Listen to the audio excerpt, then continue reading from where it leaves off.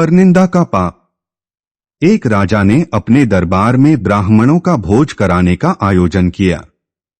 56 भोग महल के खुले आंगन में लगाए गए। उसी समय एक दुर्भाग्यपूर्ण घटना हुई। खुले आंगन में पक रहे भोजन के ऊपर से एक चील उड़ते हुए गुजर रही थी। उसके पंजों में एक जिंदा सांप लटक रहा था। सांप ने चील के पंजों से छुटकारा पाने के लिए झपटा और साथ ही जहर उगला। उसके मुंह से निकली जहर की कुछ बूंदें भोजन में गिर गईं। जहरीले भोजन को खाने से सभी ब्राह्मण मर गए। जब राजा को इस बात का पता चला तो वह ब्रह्महत्या के पाप से दुखी हो गया। इस घटना के बाद यमराज को भी बड़ी परेशानी हुई कि आखिर इस पाप का भागी कौन है और ब्रह्महत्या के पाप का दंड किसको दिया जाए। उन्होंने 4 नाम सोचे। पहला नाम राजा का, क्योंकि उसने ब्राह्मणों को भोजन कराया था। दूसरा नाम रसोइये का, जिसने ब्राह्मणों के लिए महाप्रसाद बनाया था। तीसरा नाम चील का, जिसने सांप को पकड़कर ले जाया था। और चौथा नाम सांप का, जिसने जहर उगला था। यमराज को इनमें से किसी को भी दोषी ठहराने में असमर्थता हुई।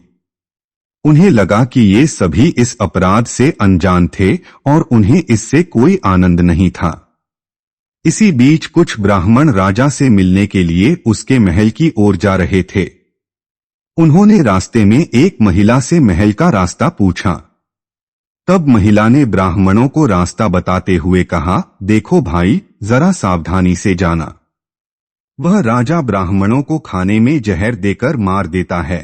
जैसे ही महिला ने यह बात कही, यमराज ने फैसला कर लिया कि मृत ब्राह्मणों के पाप का फल इस महिला को मिलेगा और वह दंड भोगेगी। यमदूतों ने यमराज से पूछा, प्रभु ऐसा क्यों? तब यमराज ने कहा, जब कोई व्यक्ति पाप करता है तो उसको पाप करने में बड़ा आनंद आता है।